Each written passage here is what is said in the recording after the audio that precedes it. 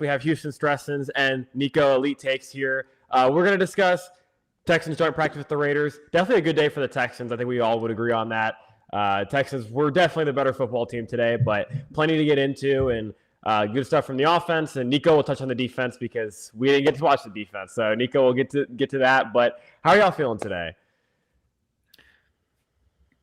Go ahead, Nico. Okay. Yeah. I feel like it was a really, really strong performance from the Texans. And, this was obviously going to be a big deal because it's the first time seeing them against, another team. So that there's kind of, this ability to relatively weigh it and see where they stack up. And I would say they dominated the practice the way you want to see from a Super Bowl contender. So it was a fun test. And I thought there was a lot to take away. Yeah, I'm doing good. I did a live earlier kind of recapping my play-by-play. And, I try not to, be too much of a homer and, too much exaggerate or sensational. But, the more I've, digested, their beat reporters, our beat reporters, the Texans really dominated the day. Obviously, I saw the offense, but you see clips and you hear about the defense. They pretty much controlled the day. So, I mean, we'll get into it. There's a lot of good stuff. And as a Texans fan, there were a lot of question marks that we've had, still some left, but a lot of big checks that were kind of checked off to make us feel even better about this year. Absolutely. I mean, and really, I thought there was a couple of really only a couple of negative plays for the offense. I thought there was a couple of penalties that maybe you want to clean up, a couple of false starts mixed in there, which you got to get that stuff cleaned up. But overall, there was really when it felt like CJ Stroud had time where they were able to run the ball in certain situations, they really weren't. There wasn't a lot of competition there. It felt like they were able to throw the ball at will. They were able to run the ball at will when they want. So it was a pretty dominant day. I actually have the CJ Stroud scrimmage numbers, the unofficial scrimmage numbers, and it was I want to say it was 14-17 for 157 yards and 3 touchdowns. So it was a good day for the passing offense as well. What kind of passer rating does that equate to? Here, I can pull it up. Well, you omitted the interception at the end. I was worried, 3 touchdowns and a pick. Yeah, I was worried. How people or media or fans are, or not media, but fans or national fans. He had an awesome day, and then the last play was a pick, and I was like, oh no, that's all anyone's gonna remember is a 2-minute drill pick, and they're gonna just crap on the day. But luckily, that hasn't been the takeaway. So, yeah, he had a great day. Yeah, that comes out to 120 passer rating, just so we know. So there you go. That's a pretty good day. Overall, but like you said, the pick was it was a good play from Quay Walker as well. It was a little underthrown, but really the only mistake of the day for CJ Stroud, the other incompletions were either really good coverage, or there was one where David Montgomery ran a wheel route, or not a wheel, an angle route, and Max Crosby dropped into coverage and batted it down. And it's you know what? That's a really good play. He bluffed the rush, and I don't think that was called. That had to be instinctual, where he just jumped back, and then he's also long arm. But one of the other incompletions I saw, I feel like it was actually a throwaway. Everyone was covered, pressure was coming, and he threw it to Justin Watson on an out route. And he was blanketed, but he kind of threw it at him, but out of bounds. So I think that was kind of like a glorified throwaway. That was a note I had there. But back to the interception real quick while we're on it. What I noticed, I don't know for certain, but it felt like no one was really open. And I noticed, because obviously we'll talk about, I'm sure Jaden Higgins was out. So the 3 receivers that were in during the final 2-minute drill after Nico had a big gain and came out of the game, it was Xavier Hutchinson, it was Josh Kelly, and it was Justin Watson. And I don't think any of those 3 got open. And so he tried to hit Woody Marks, your running back, on a wheel route, who was blanketed by Quay Walker. It could have been a better throw. I don't know if he would have been able to complete it, but at least put it in a place where it's likely incomplete. That was my take on that pick. Yeah, I agree. And like you said, and Jared Wayne also had an injury today, I think. Or did he? Dealt with something or just went down early in practice. That would make sense. That would make sense why Kelly was in there. That's why Josh Kelly was out there, because Jared Wayne had some type of injury. So, they've gotten a little bit beat up at the receiver position. It happens. But the Jaden Higgins injury obviously threw some stuff off. And then, like you said, nobody was really open. And the play before the pick was the Watson incompletion that you're talking about, where really there, like I said, it really wasn't open. You're just kind of throwing it to the sideline. If Watson goes and makes a good play on it, you live with it. But that's a ball where it's essentially a throwaway. It's a smart play. Those are the plays that we want to see, right? We want to see, Absolutely. Yeah, and I mean, really overall, really sound day from him. I thought, Nico and I have kind of talked about this at certain points, and we've all talked about this, but the run game at certain points throughout camp has really not been very good. They really had to have nothing in the run game since they put the pads on. I thought the best day for the run game up until today was the first practice where they didn't have pads on. I thought that was a pretty good day for the run game. But after that, there was really nothing to note. Today was really good. They ran the ball very well today. Both running backs got involved. I want to say Woody Marks had 3 total touchdowns because the touchdown that he had that was a flag that I saw people said it was an offsides. It wasn't on the Texans, that penalty, so that would have counted. And then he also had a rushing touchdown and he had another receiving touchdown on the bobbled snap that we've seen from Jake that the Texans posted. And he had a kick return touchdown. That one, yeah. He bulldozed the guy. He trucked Jeremy Chin had a rough day. He got trucked it would have been a touchdown on that, and he got trucked on another play bulldozed. Too. Woody Marks looks really good. Woody Marks is closer to David Montgomery than any other back on the team. It's not even close. He might be. Well, they're different styles, but he looks good. There's a conversation that you could have that you could convince me he's the same level as David Montgomery, obviously different play styles, but the same level of running back. And I would believe you at this point from what I've seen in camp. I think he's looked better in camp, to be honest with you. But David Montgomery's type of back where camp's not necessarily what you're going to see from him because he's falling forward, he's making guys. So it's tough to really get a gauge on that. But I would just say one thing on the offense real quick before Nico. I'm sure you got some insights too, but it was pretty sloppy pre-snap. And again, too, like you mentioned, Jacob, it's tough because they don't really tell you what the penalties are half the time. Sometimes they'll, signal it. But that was an observation I had early on, like at the multiple practices I attended, like there wasn't very many. And then one of the later ones I saw, I was like, oh, like they had more and they had like 3. But today there was like 6, 7, or 8, like whether it was like 3 or 4 offsides, whether it was an illegal formation. There was definitely an uptick in that. So, that's a little concerning there. I think, 1 or 2 might have been false starts from Blake Fisher, who otherwise I thought had a pretty good day. I did too. Decent day blocking Max Crosby, who otherwise he wreaked havoc. I mean, he wreaked havoc on Braden Smith 3 plays in a row. It was like a sack, a TFL, and like a would have been sack. So yeah, that was a tough task for Braden Smith. With the see-through pants that everyone's talking about. Yeah, I know. So wait, so Braden Smith has see-through pants? Yeah, you can see he does. Right through his pants. Yeah, like the whole pants. Yeah, is he wearing like a jock strap or something, or? I don't know why he does that. Is he a grower or a shower? No comment, I don't know if Nico? I observed that, but yeah, I mean, what I would say, I think you guys saw a little more of the finer details from like the midfield angle.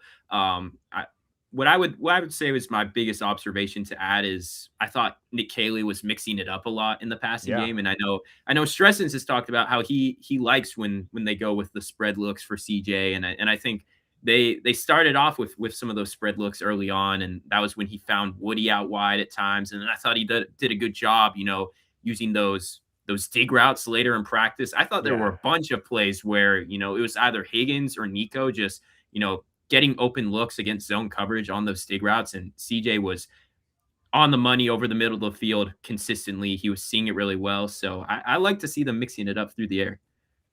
Absolutely. I mean, like I said, they had at least. I was going to say, Nico, have you heard of this recruit?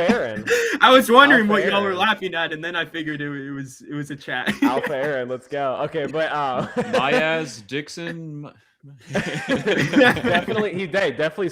definitely swarm. Fits in perfectly. But like you said, really like a good day. I think there was at least, I want to say 3 or 4 or 5, I'd say, completions in the middle of the field to Higgins and Nico that would have gone for probably 15 plus.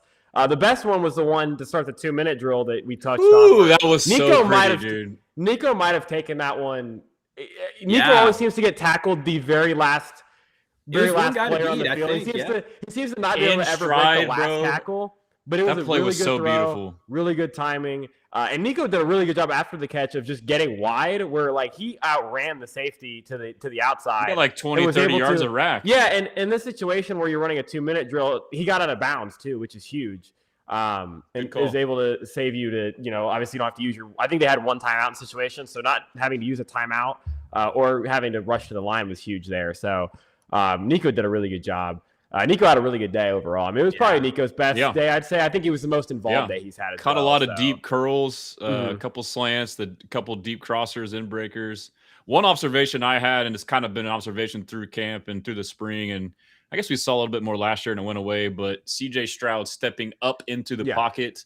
From listening to interviews as well, it seems like a point of emphasis from Nick Caley and Jerry Shaplinsky. And, like my observations, like I think that like we all know this, it's common football sense, but like interior pressure is much more detrimental to exterior pressure because of how quickly you get to the quarterback. But we really found that out in 2024. And even last year, with our interior offensive line that was terrible. And all the games that we got, beat was because the teams that had great interior defensive lines, Patriots, Broncos, Seahawks, etc. But it seems the interior is better. And there's, the exterior isn't perfect, but Stroud's able to step up, and like he's stepping up with his eyes still downfield and with the ball high and tight. And there were several plays today, 3 or 4, where he steps up into the pocket and makes a throw. And it's like, we'll see. Like, obviously it's probably easier knowing that you won't really get hit in practice type environments. So, but so far so good. So that's encouraging to me. Absolutely. I mean, and the footwork is such a big thing for him. Like he's when he's been able to be in rhythm, his footwork's been some of the best in the league. His mechanics are very good, but once it gets to these games where he gets out of rhythm, this kind of stuff, it just gets wonky. Like his footwork, he looks choppy with his feet. He's sailing balls, like that kind of stuff has happened. But if you can get back to, not even, I hate saying rookie CJ because it's not like he just had one good season. Like certain games and certain situations last year and even 2020, every year of his career, he's had, I'd say, at least a month or two stretches where it's like, this is the guy that you look at and it's like, this is a really awesome quarterback. And then there's, another stretch where it's like, this doesn't look like the same player. So if you can get more consistency, and that's probably the biggest thing from camp, I'd say, is the fact that it's not that he's having just good days and good moments. Like there hasn't been a day where I thought he was really bad with accuracy or anything like that. Like he's had down days. I think the day that we were there and we sat together, that was probably his worst day, I thought. Yeah, I didn't think he was great that day. There was a lot of pressure he was dealing with. There were some misses, that kind of stuff. Like it wasn't a pretty practice at all. And the scrimmage that was the Saturday night practice wasn't a good practice for him either. It wasn't great, but to me, those you couldn't even really judge, like the pressure. Like, the pressure it was everywhere. There were multiple times where he on a 3-step drop at the top of his drop, 1, 2, 3, and both edge rushers are right there in his lap. It's like, what are you supposed to do? Yeah, no, I totally agree. But I just think the consistency of like, there's absolutely been more good days than bad days for him. And then there just hasn't been any accuracy misses where I've been like, oh, that's a bad miss. Like you should have made that throw. And there's been plenty of even just, situations in the last couple of years where I feel like even just randomly in games, it's like, that's a wide open guy. Like there, even if there's some pressure or something, you got to hit that throw at some point. And they really haven't had that in training camp, I don't think. I don't think I could name one like miss where I was like, ooh, that's like one, you got to hit that. Yeah, I think like the misses from him have all been like pretty tight coverage, like either towards the sideline or to the back of the end zone. Like he's not really sailing passes over the middle, and that's the more costly thing when it comes to inaccuracy. So that's what I've noticed. I think even his worst misses have really not been costly. So. Absolutely. To me, he's always been like a ball placement specialist, and it comes down to protection and comfortability. Like to me, like if there was any accuracy woes over the years, it's probably a byproduct of the pressure and not feeling comfortable. Obviously, again, practice, you're not going to get hit, so you're more comfortable. But like some of the practices we've seen, like 1-on-1, 7-on-7 team, it's like almost there was one practice we went to. It's like every ball was like perfectly placed. Like it was insane. Yeah, that was the one back shoulder here. It was like over the shoulder there. It was like, this is crazy, dude. That was one. I remember we sat together at that one, and there wasn't that much team in that one, but I want to say he was 3 for 3. And there was a couple of those throws where like he hit Dalton on a post type route. I mean, it was like right in the bucket. I mean, there was that was a really good day for him. And like I said, the accuracy's been good and the footwork's been good, which you talked about. So it's decision making which needs to improve, which it sounds like it is, not going for the home run, and that's what D'Amico harps on any chance he gets, and that's what happened in the Patriots game. He was pressing and trying to do too much. Absolutely. Yeah, that's a good we can point. go to chat here. Yeah, we've got a lot of people in the chat today. So, Mr. Optimistic will never let this Tremont Smith thing die. I said after the first Chargers game that I didn't think Tremont was good, but I thought he was better than Colin Wright because Colin Wright was bad in the Chargers. He was bad. He was bad, and I like Colin Wright. I have Colin Wright on my 53, but he did not play well in that game. That's all I said. That is all I said. I don't think Tremont is good. I heard you were glazing him. I actually think Jamarcus Ingram is a much better candidate if we're going to keep a special teamer that can play multiple spots. I like Jamarcus. He's Ingram hurt a lot. though. I know he's hurt. I know he's hurt, but he's been safety. He's been corner. I like Jamarcus Ingram actually. Special teams guy. Yeah, he got hurt in the preseason game, right? Yeah. I saw him running the sideline like this. Yeah, he had it like shit. yeah. I'm like, man, that's not good. Is Nico an honorary Texans fan yet? While the Dolphins tank. Hey, he's got Bobby Slowick. Yeah, I mean, there's plenty of Houston particles in Miami as well with our wonderful offensive line coach that's got raving reviews. Zach Yesner. Yeah, particles is an appropriate description. Particles is an appropriate description. I guess you could say honorary. I mean, I'm by no means rooting against the Texans. I'd like to see them succeed. I will be watching Dolphins games though. Like that's the thing is people think that just because the Dolphins are going to be bad, like I'm not going to be locked in, week in and week out. That's not the case. But of course I'd like to see the Texans succeed. I mean, I want to see y'all. It's kind of nice to root for a tanking team, to be honest. Like I enjoy it. Like it's nice. It's weird that you root against your team, but it's fun. But it's also it's stress free. But then until your team wins the last game they're supposed to lose against the number one pick, but it ends up working out for you in the end. Yeah, I mean, you guys kind of experienced that a little bit, early on in the 2020s, and who knows, maybe Malik Willis has a fun run to start the year. He goes on his 2021 Tyrod run and makes the team a little competitive, and maybe they pull off an upset or two. I wouldn't mind that at all. Hey, I'm rooting for Malik Willis just for the fact that the Titans drafted him. Let's get he's better than Cam Ward. Another Titans narrative. Better than Cam Ward. This is a good question. Who do you guys think will be the surprise star this year? There's a couple guys that I think you could name for this. And do y'all have any names in mind? Y'all got anyone? I mean, so star would be like just someone like to contribute or like I'm star. thinking almost like a breakout player, like a guy that you just don't expect to contribute and kind of does end up contributing. Because I don't necessarily know if there's anyone that's going to be like a superstar that comes in. Like there's some good depth on this team now. Yeah. Logan Hall.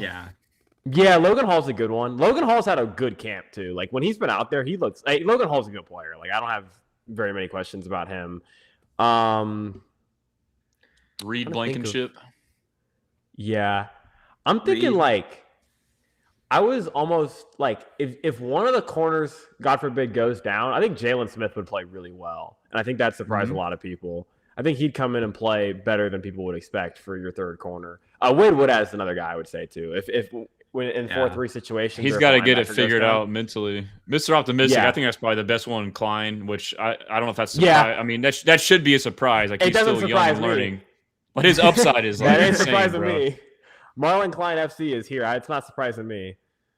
I mean, Star would be quite rich for Lewis Bond, but I do think there's a scenario where he could end up being the third or fourth most productive receiver on the team. That wouldn't shock me at this point because his separation is just so great, man. I mean, every time I'm like really focusing on him on reps, he's always breaking open on, he did have one drop. He had the one drop today that would have been a big play too. And that was a good job by Mills. And he dropped it. But outside of that, he was great. He bounced back really well in the red zone period. He had the 2 touchdowns. Bond's a good player. I'm in on Rutledge. Yeah. I'm in on Rutledge. That's not a surprise to me. Well, that's not really a bold take, but yeah. I've been like trying not to get too excited about him. Like obviously like the mentality is like different than play, but like from the film and so far like what I've seen, like he's actually a pretty good blocker too. He is. Is it crazy to say that he could be a Pro Bowler this year? I mean, not over Aaron Brewer. Not over Aaron Brewer. Hey, he's been playing a lot of left guard, so you may get your center spot. There you go. Oh boy. Well, I think he starts at center, but Rutledge, like my hot take about Rutledge isn't even Pro Bowl. I just think by like week 5, he's probably the best lineman on the team. That is my hot take about, and I don't know if how hot that take is, because maybe it's more damning about some of the other guys on the roster as well. But I think there's a good shot that your 2 best linemen are Keelan Rutledge and Trent Brown. And see, that's what I was going to ask is like, what would y'all's power rankings of the projected starting 5 be? That's kind of interesting. So I don't know. He might already be the best lineman. I kind of had this thought earlier. I'm like, dude, I'd be the floor's pretty low. I'd be hard pressed to put like Rutledge might be the best lineman on the team. I just haven't seen him like play yet, so it's kind of hard. But like, he might be that Georgia Tech tape, man. Oh my gosh, that Georgia Tech he might be the best guy. Him, because Ed Ingram's had a rough camp. I do like Ed Ingram, but he's not had a great camp. I feel like he did pretty good. Teller's been pretty decent. Yeah, Teller's been decent. I actually agree. I wasn't the highest on Teller when we signed him, but I thought he's been pretty good. I think Teller's been solid. Trent's been pretty solid. I haven't been impressed by Braden Smith. Evan Brown's been good, but going against the twos, and he looked pretty good today too. He earned some center snaps. And Evan Brown looked really good in the Chargers game. Like he was maybe the best lineman on tape in that game. I think. Like obviously it's different skill sets there. Obviously you're playing ones, but I think he might have been the best guy on tape. His pass pro was very, very good against the Chargers. So so you would say Trent Brown won. Like you still got to give it right now. I'd say Trent. The A&O stat is just hard to argue against, man. And the run game in Pittsburgh compared to the run game against New England, like when he's healthy, man, he's just so impactful. He shut down TJ Watt, bro, in that playoff game. Yeah, like Trent Brown is like very good. I feel like people kind of discredit him because he's just been around for so long. Like he's very good. Especially in this scheme, in this system, dude. Like he's just a mauler. Yeah. I'd probably go 2 Rutledge, 3 Teller, 4 Ingram, and 5 Ursery. I think that's probably what I would say. I would be close to that. Potentially swap Teller and Ingram depending on the day, I guess. Yeah. I think I'm with y'all. Yeah. That's the biggest surprise for me, I would say, is like they brought in Braden Smith and Wyatt Teller, and I definitely expected Braden Smith to be the more solidified guy going into the season. I thought Teller might not end up being a starter, but I would say I've actually been surprised because I do think Teller has been a lot more consistent and impressive in camp than Braden Smith. Well, this is a good topic because today they alternated O-lines a lot today, and I guess I'll like kind of talk on it, and I'll give my opinion on it, and y'all can tell me what y'all think too, but they did it like they're known for this. This is New England Patriots, the best 5. They love versatility, and more so in the spring, but also training camp. They like to put guys at different spots to see who can do what, and then also so they get the experience for if and when an injury happens and it shuffles. I feel like they treated this joint practice as like a really good opportunity to get like really good reps for that outside of just practice. So, there was multiple different like Keelan Rutledge played all left guard today, all with the ones. Evan Brown played some 1 center and then some 2 center. Jake Andrews got a lot of center snaps with the ones today. You had Wyatt Teller play left guard and right guard. You had Fabechi Wiwu play right guard and left guard. But Wyatt Teller was with the 2s today. So some people were like freaking out and worried. I don't think that, maybe there is some performance dip, but I think it's more so like, hey, Wyatt, we kind of got a good look on you, know what you are. Let us work these guys here. So that was kind of my take on. I don't know what you guys observed on that, what you kind of think about that. You can go first, Nico.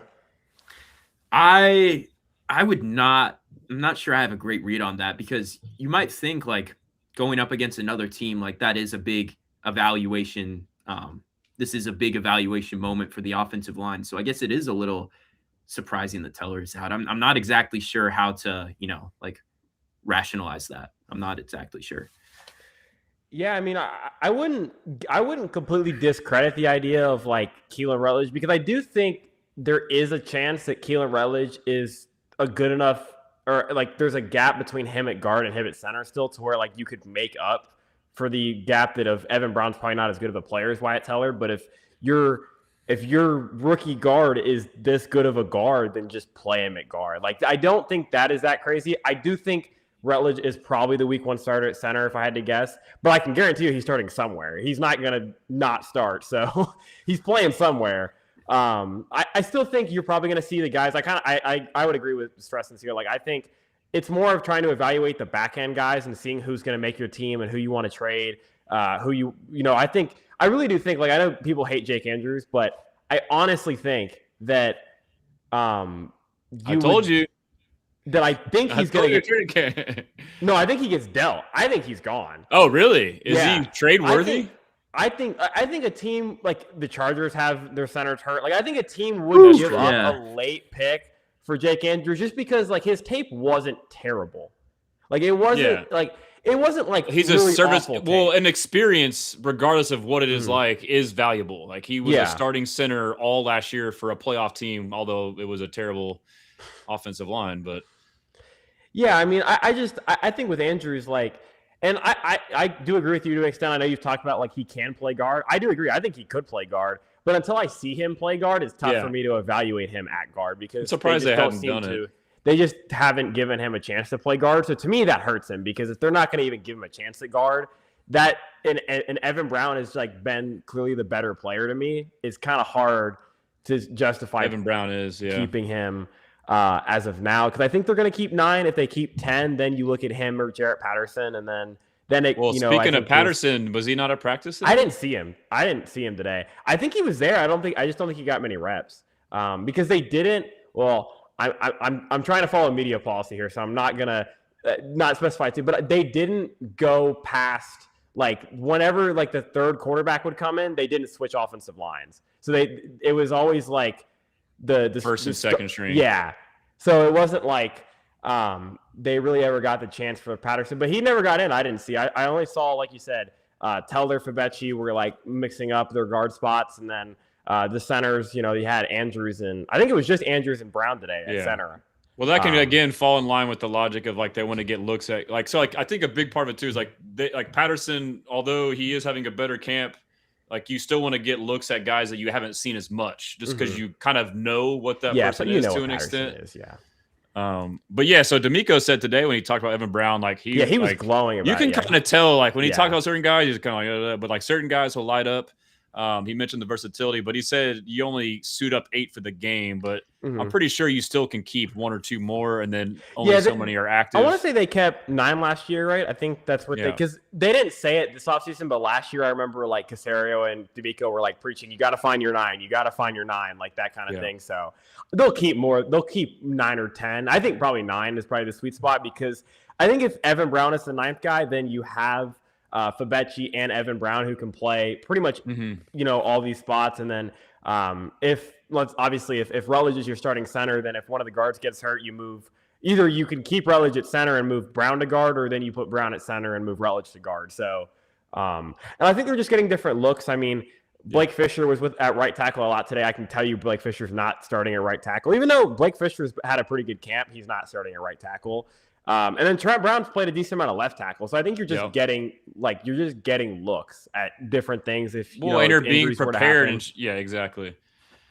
But I want to see Braden Smith at guard because to me, he's a great run blocker and he's, getting beat a lot on the edge at right tackle. Like, I want to see him get some reps at guard, and that's a potential. Now you can put Trent Brown or Blake Fisher there. And now he could be another guard to come in. I mean, they do have a lot of guys that can play a lot of positions. It's pretty crazy to think about the, vast majority of different combinations that they have potentially.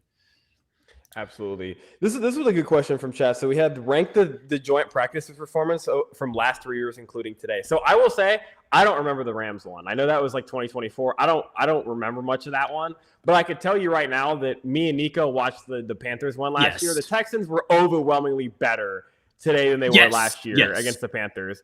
Like, there was times last year, like the Texans had a good 2-minute drive against the Panthers last year. Like, there was times where they moved the ball, but there was some red zone and that kind of stuff where they were bad against the Panthers last year. Like, they looked real bad in some moments last year. There was no moment in practice today where I thought there was this has looked real bad. Like, there was a couple, I think it was I'll go to my notes, but I think there was team 3 when they had a penalty and then kind of a run stuff. Like, there was 2 back-to-back plays where they had not necessarily great plays. So I had drive 3. So I had a short run for Montgomery, and then Stroud got sacked to start the drive. So that wasn't a great start. But then you had check down and then a run for. So you ended up getting 10 back. It wasn't like a great period, but it wasn't a terrible period. It wasn't like you overwhelmingly stacked. And then Team 4 might have been their best period. That was one where they had multiple plays that would have gone for 10, 15 plus yards. So they moved the ball at will that one. So I mean, it was good for the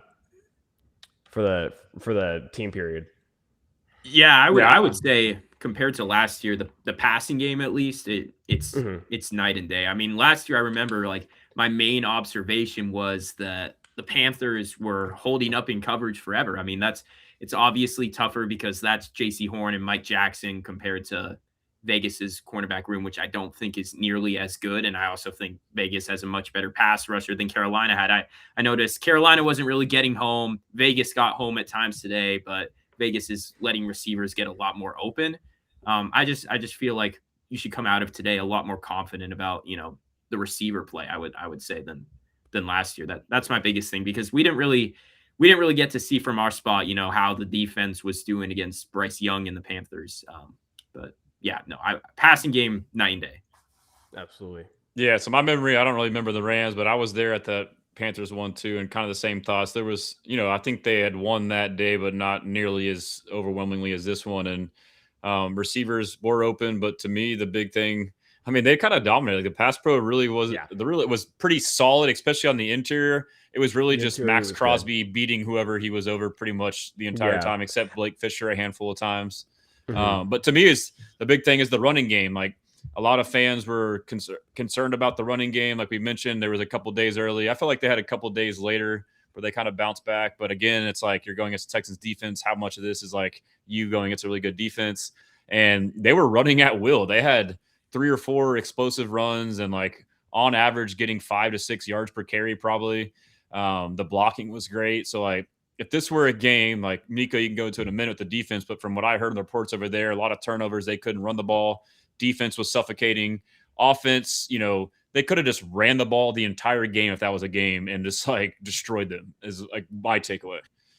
Yeah. I mean, last year, Derek Brown was disrupting a lot of the runs. I also remember that as well. I mean, really Vegas and Carolina are very different in terms of their strengths when it comes to defensive personnel, but obviously the results are a lot more encouraging today. Very good matchup for us. Like the defensive tackles we go against are Tonka Hemingway and Adam Butler. And like, I don't even know any of these guys. Like Thomas Booker the fourth is on there, but I mean, yeah, Texans they legend.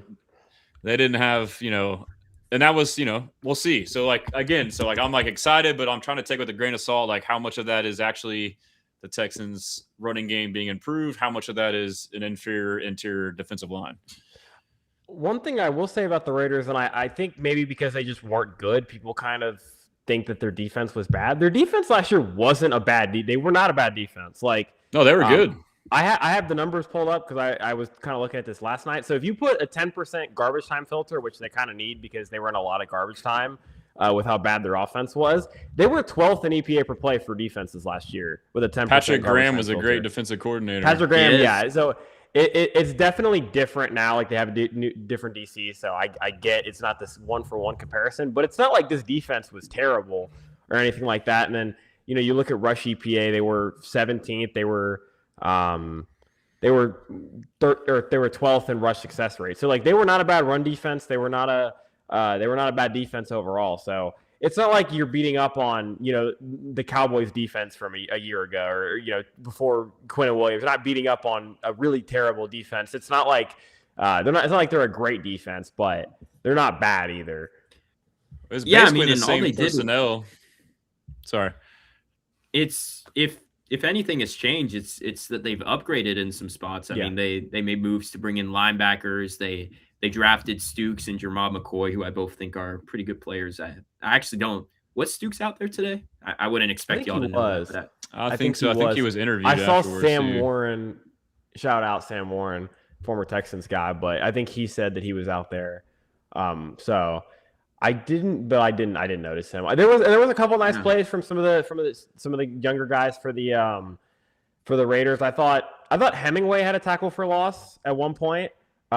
He had a real nice play. He beat someone and got in the backfield in red zone. It was one of those where like maybe he wraps up, maybe he doesn't, but it was good. It was good interior run defense from him. And then In drive one, the drive ended with a Hutchinson incompletion, but it was Massis. I don't know who he is, but rookie corner. He had good coverage on that play as well. He covered for a long time because that was very good pass protection from the Texans offensive line. So overall, it was a pretty, like I said, pretty resounding win for the Texans. But I thought Kwity Paye had a nice day too. He had a couple good rushes against the tackles too.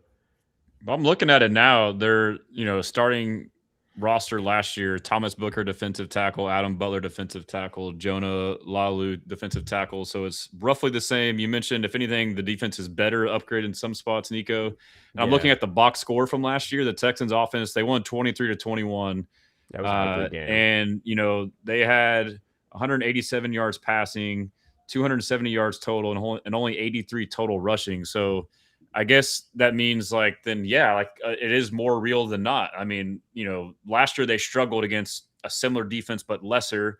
I don't know that the coordinator makes that big of a difference. I mean, I know he's a great coordinator and kind of do stuff, but so looking at it like deep diving kind of like that, I feel pretty good about it. Yeah, that's not a lifeless secondary by any means. And I just thought the Texans pass catchers were really dominant in terms of getting separation for most of the practice. And that's another big thing I observed is, and even in the game last year, like Nico Collins had that crazy contested catch to seal the game. Mm-hmm. Like I wouldn't say the Texans receivers were running all over the place in that one either. No, yeah. I mean, that was that was an ugly game for the Texans last year. Even though, like I said, they won, it wasn't pretty at all. And, and like you said, so last year, if you go and look at their starting their starting linebackers, you had Landon Roberts and Devin White. Now you got Quay Walker and Nakobe Dean. Yeah, right? they're better. White was horrible last year. Yeah. I think they overpaid for Quay Walker especially, but at the end of the day, they're definitely better than those guys. So it's an upgrade for the unit, I'd say. And then, you add some of the, I thought, like I said, Stukes is going to be a good player. And really some of their linebackers made some good plays, like not even the starters. Like I thought Etchenberg had made a nice play. Lindenberg had a pick. So there was a couple guys that had nice plays as well. And it wasn't like, it's an upgraded unit. They're better on paper than they were last year. And they were not a bad defense last year. So as Texans engineer says, Super Bowl? Let's see. People are asking about Jaden Higgins. I have no idea. We have no idea. I don't know, Jim. Yeah. What exactly happened? I didn't catch. I have no idea. I didn't see what happened. So it was red zone. It was back. I didn't see, but he was in the back of the end zone. Like my hope, which I don't know, like they had those little like banner signs behind. Like I'm hoping maybe he hit that and got like a bruise. But they said it's a leg injury. I saw the tweet and then I saw everyone standing over him, but then he got up and walked off. It didn't seem to be emotional. So it was good to see him walk off. But D'Amico said leg. And then when Stroud was asked about it, he kind of gave an answer. He's like, he'll be fine. And then like, I'm hoping, praying for him. And so it's kind of like a weird mix. Like he made it sound like it's fine, but I don't know if it's fine. I don't know. Hopefully it's maybe like a sprain, could be something like that. Mm-hmm. Yeah, I know. I was watching SNL earlier, and Landry Locker was saying that he had that when like Noel went back into the bubble with him, and then Noel came out like pointed a certain part of the knee, but it didn't seem like Noel was too concerned about it. So and those guys are very close, so you would think that Noel probably would have stayed back there if it was something real serious, especially because he was. Best case would be like a knee contusion. That would be the best case. Yeah, but it didn't seem like he walked off, like I'd say grimacingly a little bit. Like it wasn't like he was moving super smoothly or anything, but it also didn't look like he was like really laboring. Like it didn't look like he was struggling to walk. Like he was just kind of limping a little bit. So hopefully he's fine. I'm not too concerned about it, but hopefully we get some good news about it. Just gotta hope and pray. Absolutely. Let's see, any other chats we want to talk about? No, we got a super chat from my guy Texans Takeover. Shout out, man, Texans Takeover. Up, he always does a good job. I think you might have a fellow A&M guy here, Texans Takeover. Yes, I do. Yeah. He's starting up. Yes, sir. When do y'all start? When's y'all's first class? Next Monday. Me too. All right, and then we got two AP top 25 schools right here. Yeah, here we go. We got here we go. Here we go. 3, guys. Tune in. Yes, sir. Yes, sir. Yeah. Hey, U of H was they were the only team to be top 25 in football and basketball last year.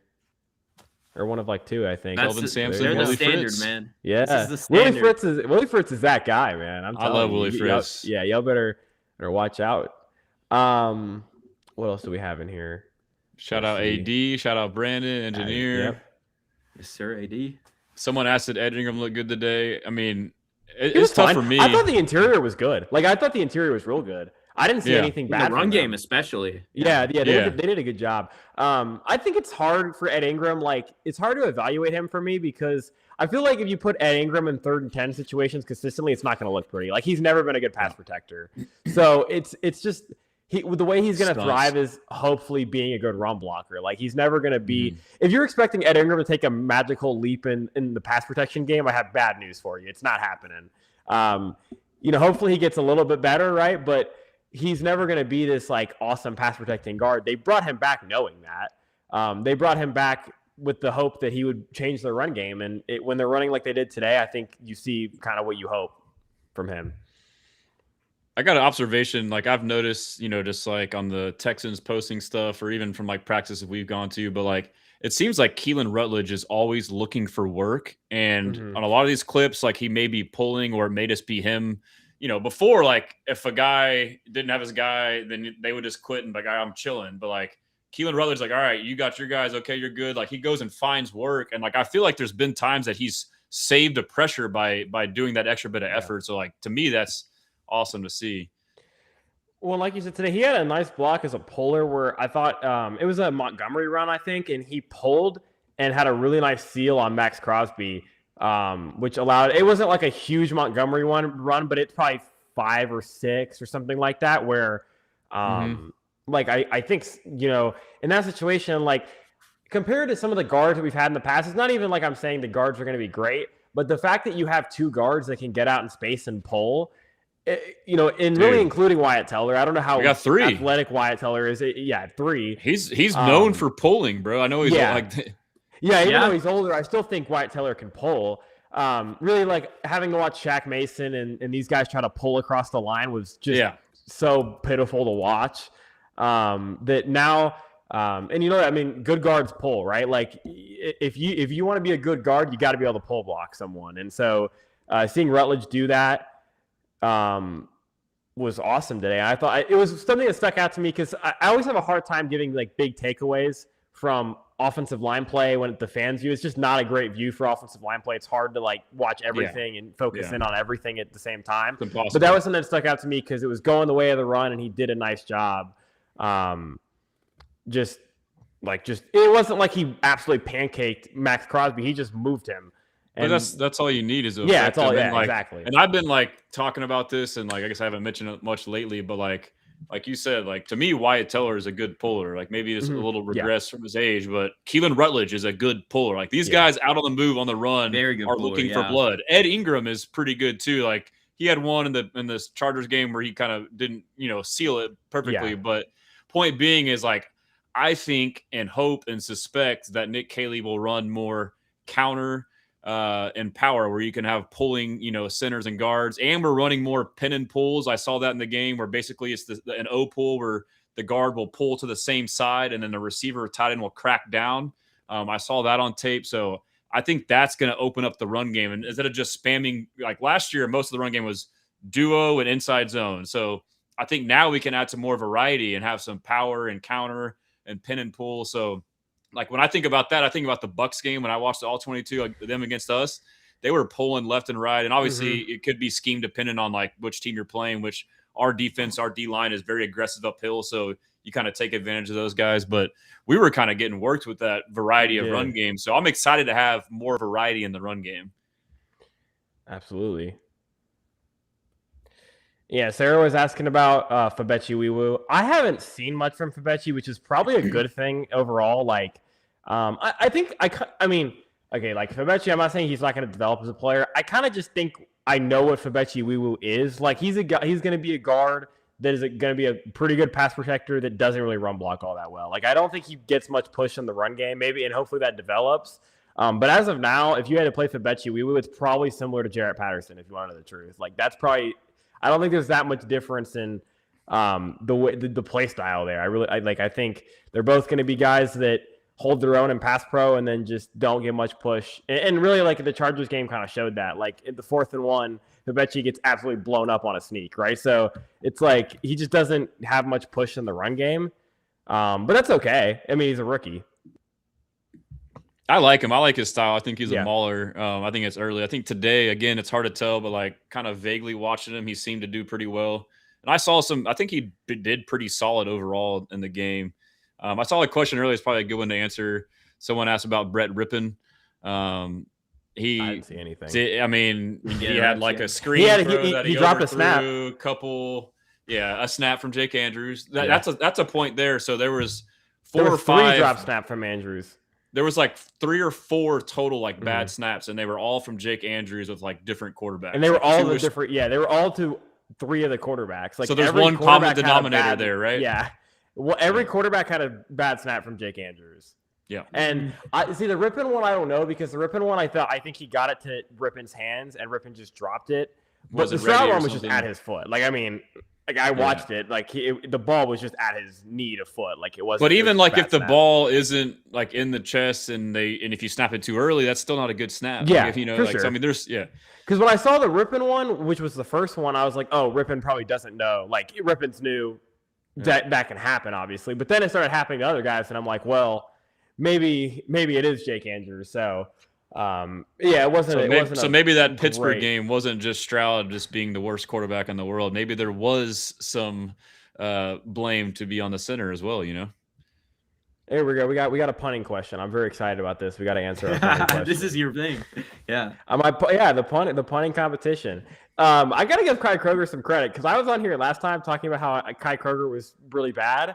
And ever since I said that, I think I motivated him or something, but he's punted really well since that. Like, I thought Chargers game, that was really good overall. Mm-hmm. I actually thought he should have had a better net result, but the kick coverage kind of sucked.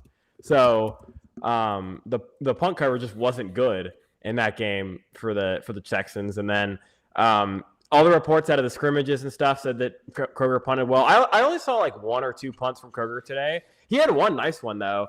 I want to say he punted from like the 40 and he got it to like inside the 10 and went out of bounds. It was a pretty good punt. So he's done a nice job. Yeah, he had 2 or 3 that he was like hitting the little coffin corner over there. I don't know if it was like a drill or his actual punt. Yeah. I noticed a couple good ones when I did watch.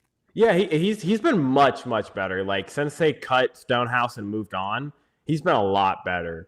And I mean, like, the thing with I always think, like, when it comes to punting, kicking, that kind of stuff, it's very mental. It's very, like, you have the talent, obviously. Like, you have – it's just – it's the same thing. It's repetition. Like, you have it.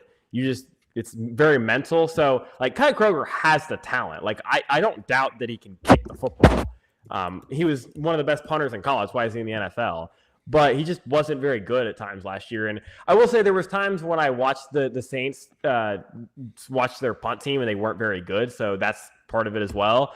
But he's been much better because early on in camp, it was bad. Like him and Stonehouse are both shanking some really bad. So.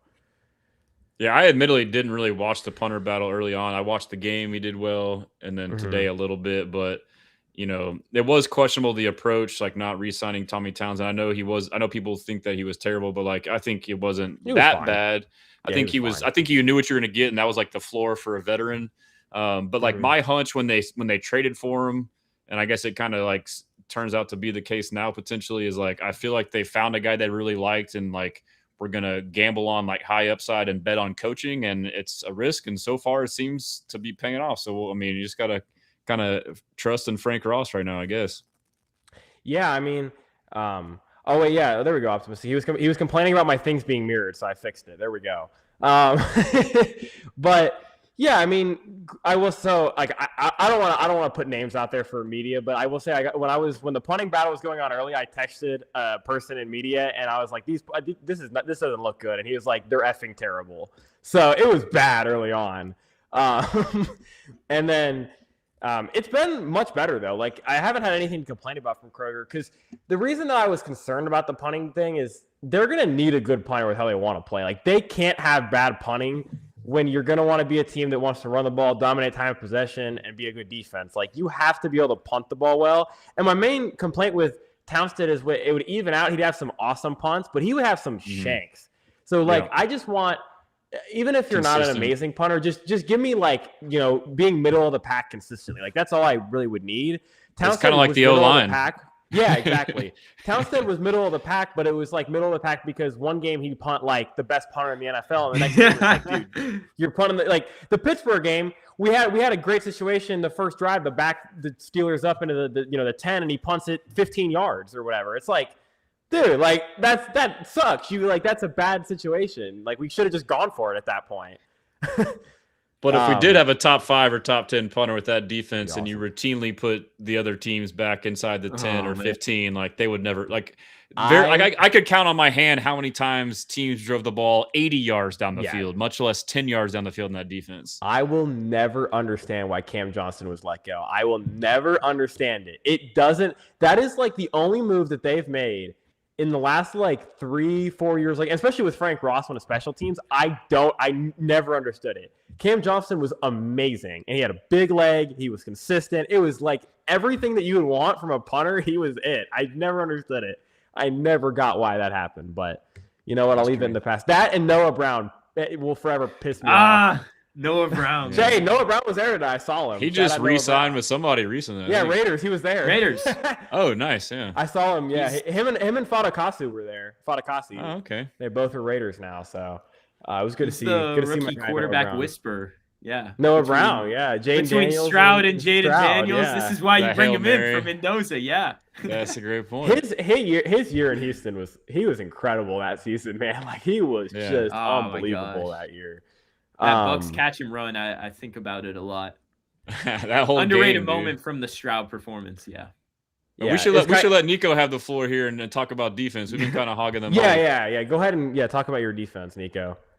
Yeah, I mean the biggest thing to take away from the defense is that Raiders were at least. I mean, Mike Washington had a big run, but in first team the Raiders got absolutely nothing in the run game.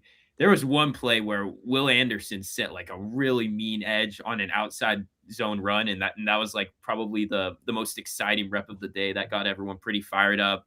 I think he also shot a gap inside to tackle Genty for a loss as well. I mean, what I noticed from really the front four was just absolutely dominating of interior pressure too. Like it wasn't just Will into Neal. There were a lot of plays where Kirk didn't even have anywhere to step up in the pocket, or Mendoza as well. I would say the one place where I think the Raiders might have gone a little bit of the better of them is, I thought Mendoza and Kirk were kind of picking on them underneath, and they were pretty comfortable over the middle of the field. I think guys were winning routes against To'o and Al-Shaair, and of course Bowers beat Kalen Bullock, but you can't really fault him too much for that. Mendoza had a really good throw on like a deep crosser to Bowers down the sideline against pressure. So Vegas's quarterbacks, I mean, they were not testing anything down the field. But there was, I thought that there was some respectable anticipation with Kirk got upset because he got an inside pressure, and then the very next play he throws a dart to Jalen Naylor. Like if it was any more inside, it would have been a pick six. So I thought the Raiders did a respectable job finding completions, and they might have picked on the second level coverage guys of the Texans defense a little bit. But other than that, it was really, really dominant from Houston. I mean, he said he got upset because someone hit his elbow. Did you see that? Yeah. No, I did see that. Was it blatant, or was it like? I didn't get like the best angle of it because, the defensive line is kind of blocking my view. I was a little bit behind them. But it wasn't, I don't think it was anything crazy. I mean, because I get it. You shouldn't touch him, but like sometimes you're there and like it's not intentional and you like lightly touch or you get pushed into him. So like, I don't know how to judge his reaction because I didn't see the play. So I'm just trying to get like a gauge, Yeah. I mean, what I would say is like, there was so much interior pressure throughout the practice and they were getting the ball out just in bound time. To happen. It doesn't surprise me, that like someone would, push into his arm eventually. Like it it was kind of like a ticking time bomb for one of their quarterbacks to get. So he should be getting mad at his O-line and not the Texans. I think I would say so. I mean, Linderbaum was out there, so Linderbaum definitely had his struggles in pass pro. That's Jackson crazy. Johnson was, Linderbaum definitely did not stand out to me as much as I expected going in. I know a big deal is that Jackson Powers-Johnson was not out there, and that's a big part of their interior. So that could explain a little bit of the pass protection struggles. But, you know, when it comes to the run game, they were trying to go outside a lot. It wasn't a ton of downhill stuff. And Mike Washington got his big run on an outside run where he just did a pretty good job navigating at the second level. I didn't catch a ton of the second team because really what I was doing is like trying to watch the Texans first team. And then when Davis Mills comes in, I would go over and try to watch the Mendoza, because Mendoza was getting a fair amount of first team reps as well. I mean, it was the starter. It was pretty split. I agree. I think the gap is closing there. I did not expect Mendoza to be this comfortable in the Kubiak scheme this quickly, but he's really catchy. You know, and I thought it would be a big transition because he's going from this very shotgun RPO heavy offense to this very under center heavy offense. And he's very comfortable. I mean, his receivers are pretty limited. I mean, of course, today they're going to look limited. There's just nothing open for him over the top. He really has to be decisive, finding easy completions. So yeah, I mean, that's really what I would say is Texans were really dominant up front and in the secondary. And it was just the second level coverage that got picked on a little bit. So on Linderbaum, was he more of a gap scheme with Baltimore, or do they run zone? Like maybe is that part of it? Like he's more of a gap scheme center and now he's more in a zone. Like, do you think that might be part of it, or? I think they were pretty diverse under Monken. I mean, he was a great athlete out of Iowa though, and I believe the Iowa offense is pretty zone heavy. So I felt like he should be a good fit there. I think it's just really a testament to Togiai and Rankins. What about Caden McDonald and then Jadeveon Clowney? I was watching SNL earlier, and so Stewis was saying that there was a play where McDonald like shot past Linderbaum and got a run stuff. So on Genty, so yes.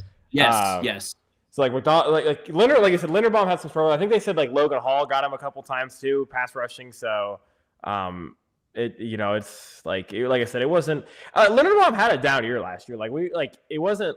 That's true. He was great. I tried to chalk it up to Lele next year. Oh yeah, I mean it was a bad situation, and so I'm not saying he's a bad player. No, I get what you're saying. But he wasn't great last year on paper, and so we'll see how it translates. They paid him so much money, dude. He's the highest paid center by like $7 million. Isn't he like? Isn't he? Is it 26? Am I wrong on that? I think it's 27. And Creed Humphrey was previously. Us Texans fans are like, oh, we can get him, but it'll cost us like 20. And then the Raiders go for. We're like, oh no, we don't. He's making 27. Dang it, Caserio. 27. Yeah, everyone's like, what are you doing, idiot? We could have got him for 26.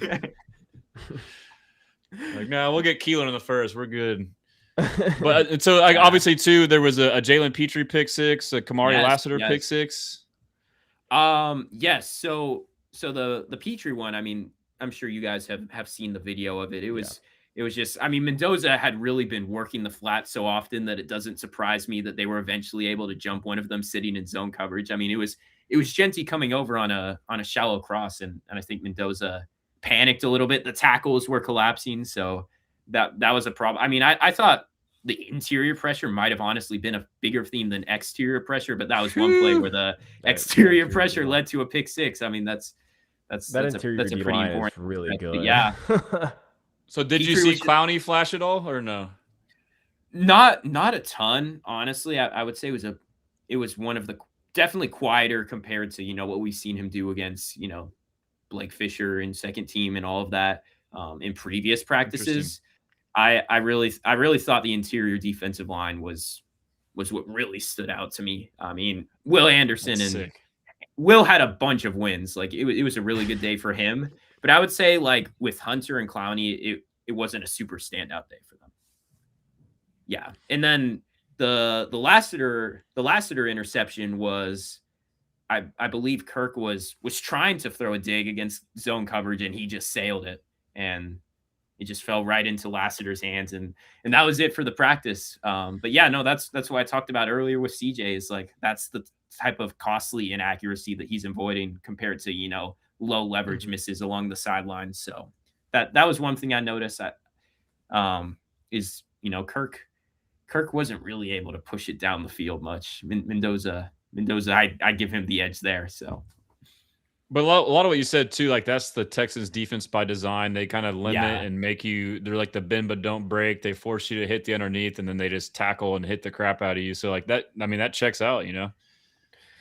Yeah, absolutely. I mean, and it's interesting though because they weren't playing a ton of press coverage, which I think was a bit of a surprise to me, because I felt like they were showing a little bit of respect to the explosive ability of guys like Trey Tucker and Naylor. Naylor was quieter than I expected. I think the Raiders had a very weird receiver rotation going on. Malik Benson was getting run. Devin Tompkins was getting run. Naylor and Besh did not get featured nearly as much as I expected in the passing game. So he flashed pretty good in the preseason game against the Cardinals. Besh. Yeah, Besh. I think Besh is a good player, and he's set for a good year, right? He beat Stingley on a post last year in the Raiders game. Besh is good. Like he's a good player. I mean, yeah. The one thing I will say is I didn't catch the red zone because I didn't quite have the angle on that when they're practicing close to the bubble, if you know what I mean. Were you watching the all-22 and right there? They don't have the all-22 of the backfield. So you have the angle on it. Yeah. I mean, I want to say they said on SNL that the red zone was pretty dominant for the Texans. So to nobody's surprise. I would have one last question on the defense, if you're able to observe. Like, sure. were you able to observe the type of scheme or coverages? Like, did it seem pretty vanilla from the Texans? Their basic 4-2-5, just running cover 4 and cover 3, and that's pretty much it. Yeah. That is pretty much what I. And they still dominated again. Just wait till they start dipping into that bag. They did dominate. I mean, it was 4-man rushes for the most part, and off coverage for the most part. Like I said, I was surprised that they didn't press the receivers more. I thought they try to get a little more aggressive, but I guess that's just the fact of, you know, staying vanilla and not really wanting to show off your aggressive packages right now. Pause. Sorry. That's I'm the old one on the stream. I'm the old. You got one. Me there. Y'all are supposed to be doing that to me, by the way. Definitely swarm. My ass, Dixon. Old D my ass, huh? I wish that had gone more viral. I hate that it's only a joke within the Texans fan base. It went pretty viral. It was like pretty viral. It went like Barstool and everything. It was like, did it? Yeah, it went big. But I'm not sure if anyone. There was and Aaron is like this rest guy. Aaron's a nice guy. I've talked to Aaron. Like there was a good 2 weeks after where it happened, where all his replies were just about Dixon, and it was like, dude, he's never gonna live that one down. Oh man, someone's gonna try it again this draft season. Oh yeah, with a different prospect. He was like. I remember it was funny, the next stream he did, someone asked him about Eli Cox, the Texans' actual center. He got really up, he was like, I'm not falling for this one. I'm not falling for this one. And someone was being serious about it. It was actually his brother Harry, the son of Yesner, the Dolphins' offensive line coach, was in his chat asking about Eli Cox, and he was like, no, I'm not falling for that one again. I'm not falling for that one again. And then the guy was just being so serious. It was fun. His brother Harry's pretty good though. Someone's got to get creative this draft season. Yeah, man. we gotta. What do you think about Cal was getting creative in chat today, tackle, man. He had some creative ones. He had Cal. Yeah, his YouTube. What did he say earlier? He had Gabe Lackman.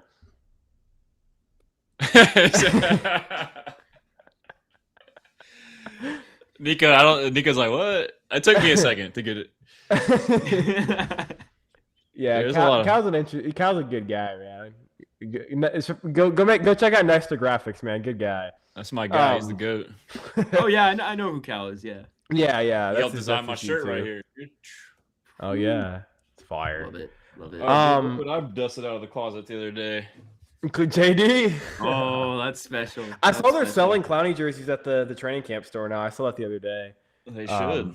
Yeah. Should. No, I mean, Clowney would be awesome for Clowney. I mean, Clowney's good. Like the idea, like we actually stressed that we were talking about Clowney in May and April. Like I didn't think it was going to happen, but like the idea that, like, I mean, I like Derek Barnett. Don't get me wrong. Derek Barnett was very good for his role here, but the idea that Barnett was just like better was never really the reality. Like Clowney was a better player last year, and he's still a better player. Well, when you look at Von Miller just signed with the Cowboys for basically almost the exact same contract, you know, $5 million base up to $7.5 million with incentives.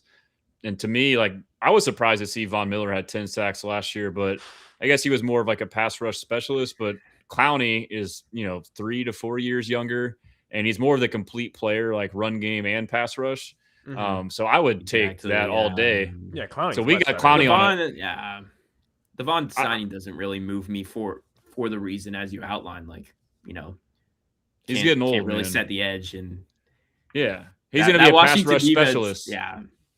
I don't really want people associated with that Washington defense last year. Yeah, I mean, out of the, you could say that about Clowney, but Clowney, the Washington, they were in blowouts, so they're probably, you know, I mean, I guess maybe they were in blowouts. Washington wasn't very good, but I mean, just the fact that, I mean, like you said, Clowney's such a good run defender, and really, like, out of the veteran group of, you know, pass rushers that were available, Clowney was easily the best one. Like, you had like Epinesa was pretty solid. Like, there was a couple guys. Cam Jordan was out there. Like, there were some solid guys, but Clowney was pretty easily the best one, I think. Yeah, like, and Clowney's it's weird that he bounces around the league, and unless that's on his own terms, I think it is. Yeah, he just gambles on himself. He likes. I mean, a lot of it too. He just didn't want to go to training camps. He's just chilling. Like, all right, who give me the best deal? Like 1 year fully guaranteed. Better. Like, what he's done's impressive. Like, he's done like a 1 year fully guaranteed deal for like his whole career. Yeah, like that's unheard of, dude. And it's worked. Yeah, the 1 year deals are risky because there are some guys that have fallen out of the league very, very quickly. Big names. Yeah, I mean, and Bobby Wagner's still not signed.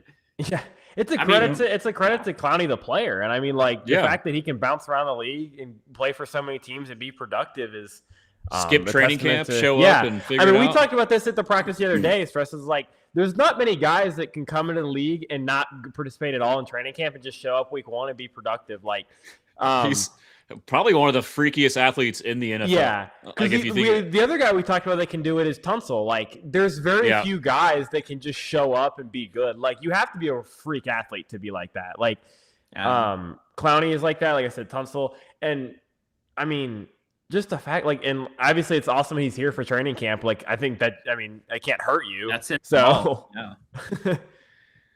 I think, but the last thing about him too is, like, not only was he the best available veteran free agent defensive end, but like his skill sets fit this scheme perfectly. Like, you know, this is the defense where they say just go, and like his whole game is like, I'm just gonna win quick as hell and get in the backfield and cause chaos. And he's been on a lot of teams where like he does that, and there's no infrastructure around him to kind of capitalize. So it's like, oh, he gets there and he can't finish, but like, all right, well, go in there and cause the guy to run, and now the other guy will get, you know, make the play. So he's going to fit great, dude. Yeah, I mean, the last time Clowney was on a non-bottom 3 defense was 2023 in Baltimore, where he had 70 pressures and 10 sacks, right? So, like, I mean, like, he just has been on bad defenses. Like, last 2 years, I think he was on both Carolina, worst Dallas defenses in the league, actually. Like, they were both 32nd in the league. So other guys get more sacks than him. Like, oh, yeah, like, Clowney was the best defensive lineman on both of those teams. Runs there, makes the quarterback move, gets the pressure, someone else gets a sack. Oh, Clowney sucks. This guy's good. He's got 8 sacks. Like, because of Clowney. Because Derek Brown was injured in 2024, so he was the Panthers' best lineman. And then until they acquired Quinnen Williams, he was the best lineman, and then he became the second best lineman. So, like, you're asking Clowney to take a load of the pass rush. He's like the 4th best pass rusher on the Texans now. Like, it's a totally different role. We talked about it at camp. He could start for a third of the team potentially. Probably like, more or start like be their number 1. Oh yeah, be there. Yeah, I think he's the number 1 on a decent amount of teams. Definitely, like, Dallas, he was the best one. Like, Dallas, he's still the best edge rusher there. I mean, Carolina, he's still the best. He would still be the best edge rusher there. Like, I mean, like, you can go through the list. Carolina, oh my gosh, could Carolina use bringing him back? I mean, yeah. Yeah. And so, but that being said, though, we signed him for a 1 year, $5 million. Like that's like currently as it stands and projects, like that's got to be the best contract in football. Like if he has 8 to 10 sacks as a rotational DN3, like that is a hell of a contract, no? Yeah. Yeah, that's really significant value. And I would also say, like, one thing I noticed last year with him in Dallas is he heated up late in the year, and that's probably because of what you said. You know, he's used to skipping camp. So, like, just imagine, like, how early he could really make an impact on this defense now that he's in camp and comfortable with the scheme and, you know, just feeling great physically. So I will say I'm very excited for that. He also played a lot of bad tackles late in the season too. So yeah, well, that's a good point. He got a lot of the stats in one game. Like this game was a little bit of stat padding too. Yeah, like James Hudson and Josh Connerly and like these guys, man, he was teeing off on those guys, man. Like if the Texans play some bad tackles, dude, you may as well rest Will Anderson because holy crap, man, he's gonna have 3 sacks against these bad tackles. I mean, what thing I will say is, you know, I was watching preseason Saturday and watching the Bills-Panthers game, and they were picking on Spencer Brown a lot. Like, Jalen Phillips destroyed him. Princely Umanmielen destroyed him. So maybe Clowney could have some fun there week 1. Pick your mismatch right there. I hate to get into like this discussion, but man, every time I watch the Panthers, it's so hilarious. Like the Bryce versus Stroud debate, it's so funny, man. Like I feel bad because I get why. Like Bryce is an easy guy to like. Like he's very likable. He's a fun guy. He's like defies odds because he's not very physically. Man, like he's not good. Like I don't know how else to say it. He's not very good. I mean, I definitely think Stroud's a level above him. Yeah. I'm not right about Bryce, but I got. Yeah, and Bryce not is like I guess Bryce. He's not terrible. Like he's not like a bottom 5 quarterback, but he's not Stroud's level. He's not like the middle of the, like he's not like even like Stroud or like Knicks or any of these guys that are in that kind of middle range. Like he's not there yet, and I don't know if he has the physical ability to take that step. And his ceiling is lower too. It's just tough. I think that's fair. Because I think one of the big things for Bryce coming out was like the playmaking out of structure, that kind of stuff. Stroud's better at that. Like it wasn't that way in college, but I think there's a good argument that like when it comes to like playing out of structure, even the rushing that you've seen from Stroud at certain points, like he's been better at that in the NFL. So I don't know. I think it's fair. Yeah. Yeah. Bryce has been a very, very weird start to his career. Because I thought he was playing borderline. I would say like at a Pro Bowl level late in the 2024 season. Like he was good, at the end of the year. And I think really his best trait is like his deep ball ability. And Carolina played a really conservative offense last year. I mean, that's how they won a lot of games is on the ground when Dowdle was hot and everything. So he's a pretty interesting case right now. I think you have to run a specialized offense with him, and for that reason, I completely understand to say Stroud is, levels above him. I think Stroud can play a lot of different brands of football.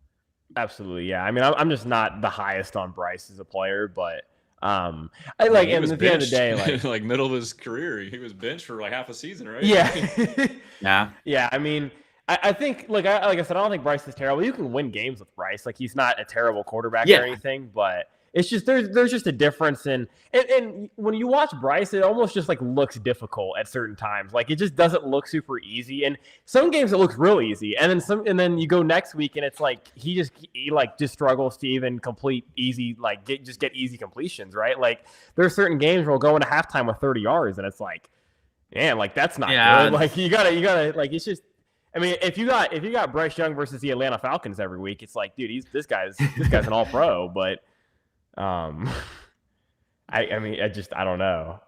It's a very weird case because I thought he had turned the corner late year 2, and then year 3 was very up and down. So yeah, is Darren Sproles out of stuff? I saw it today. He's still there. I don't know. I thought it was like the Bill Walsh. Yeah, internship. I thought it was only in the spring. Yeah, maybe he's like an assistant to the head coach or whatever. Like maybe he was just visiting today, or yeah. But I mean, regardless, he's still around. That means they might try to invoke him back in eventually to the coaching staff if something happens. Should have been D-Hop, man. Should have been D-Hop.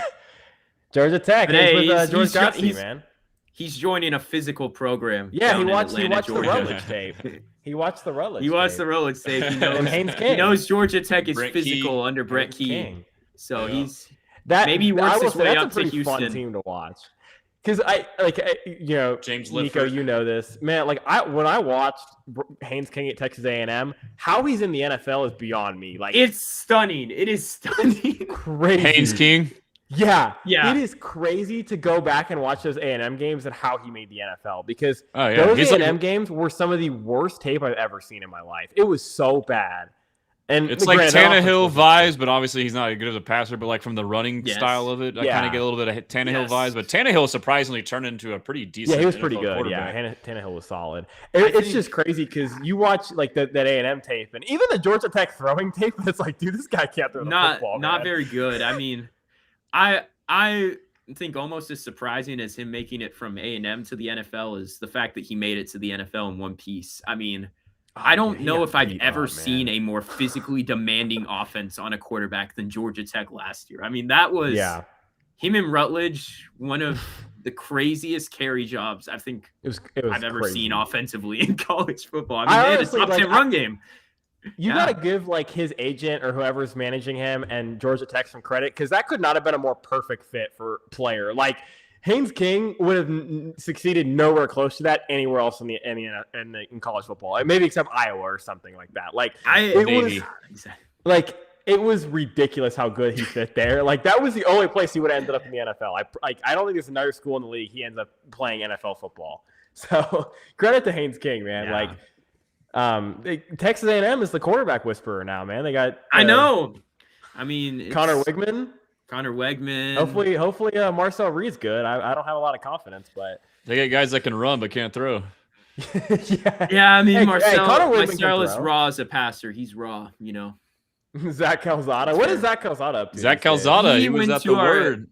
He went to Word, and then he went to Kentucky, and people thought he might air it out, and he's just not built for the SEC. And he had that video of like it was funny because I know him personally from being involved in the program at Incarnate Word, and he did that video. It was like, "Get your money up, Garrett," and I was like, "Are you talking to me? Like what?" But it was some troll on Snapchat, but he was like, "Get your money up." He's like throwing it. He's like, "I'll make your whole paycheck in a day," you know. I was like, "Oh, bro." Hey, and then he just didn't play.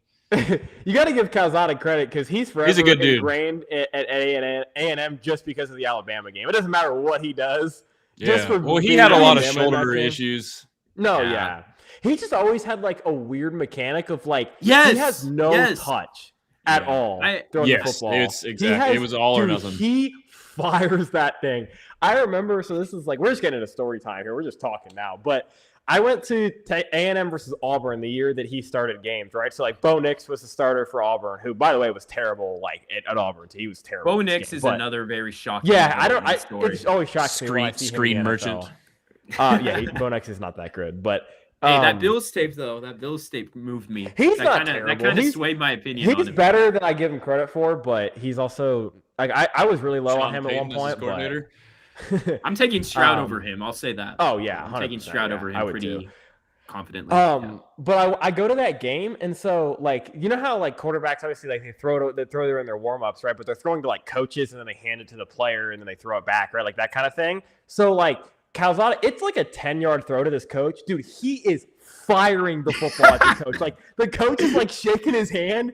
I'm like, dude, take something off of it, man. Like he is just should have been a pitcher, man. The ball. I couldn't stand quarterbacks like that, dude. Yeah, like that's the opposite of throwing a catchable ball. Yeah, like, there's times to throw that throw, and it's very infrequent. Like it's like red zone between the numbers. If y'all remember Jalen Weidermeyer, right? Like the tight end. Yes. By the way, great tight end at Texas A&M, but. He like I swear like during warmups, dude, he would like start shaking his hand like he might have broken a finger playing with that. I mean, dude, he would. Like, what's the point, you know? Rockets. Like, it's like an ego thing. It's like I'm gonna throw this as hard as I freaking can.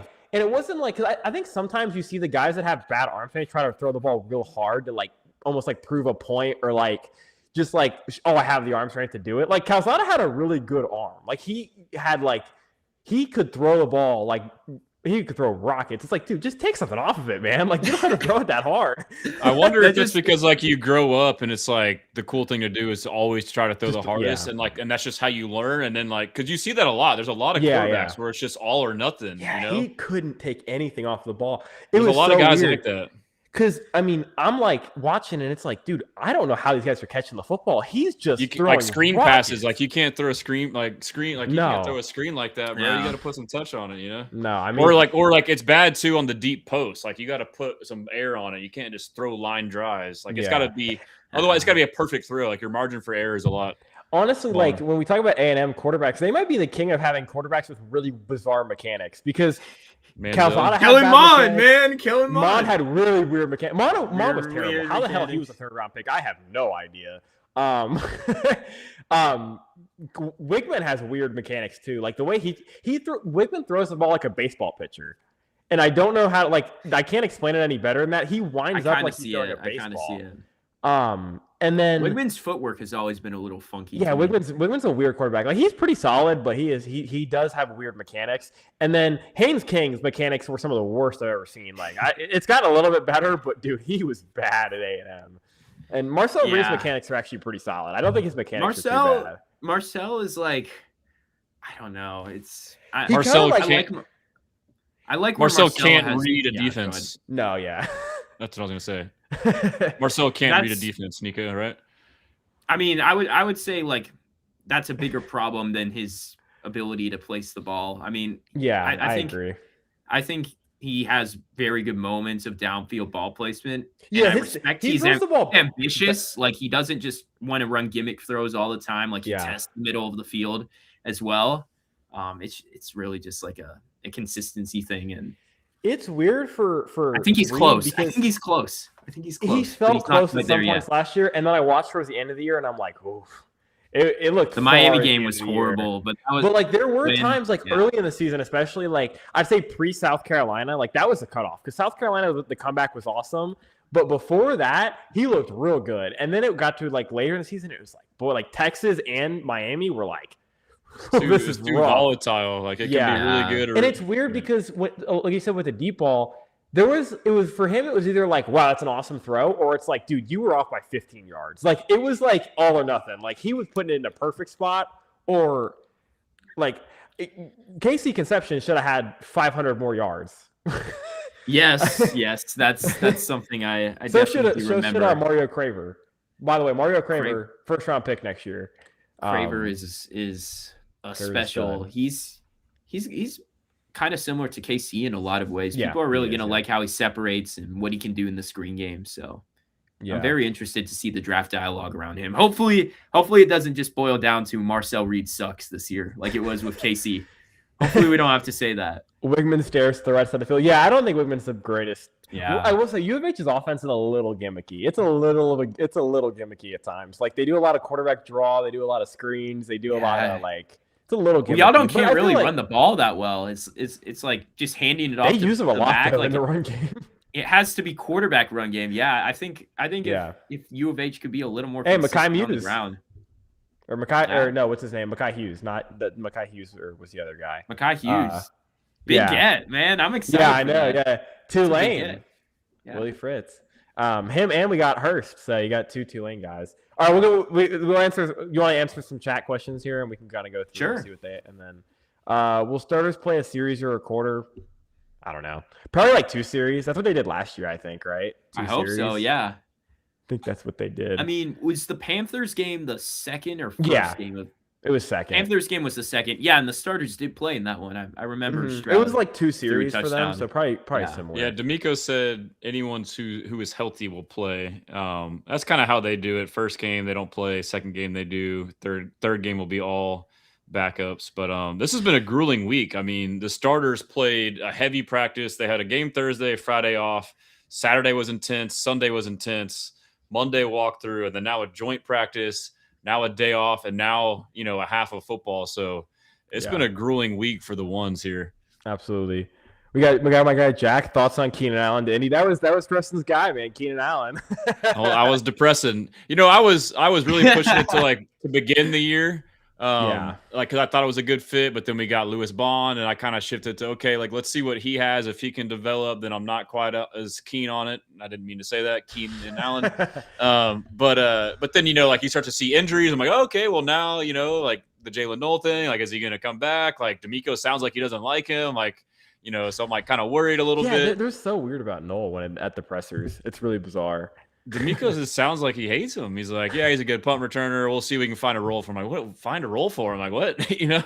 But yeah. So I mean, it would have been not like, to me, like, it wasn't something that had to be done. And also, like, the price he went for, I thought was pretty high. I know receivers get paid high, but he got paid $8.5 million. I was looking at, because I think he got paid $3 million the year prior. Obviously, he had a worse year the year before. I think he wanted to cash out. So my conditions were like, if he wanted to come in as a vet that wants to help us win in like a specific role and help, mentor, then on a cheap deal, then all for it. But 8.5, no. So, I mean, it sucks, but it's not that big of a deal. Well, and I think the depth receivers overall have been good. Like you said, Bond, I think Wayne's had a really good camp. Yeah.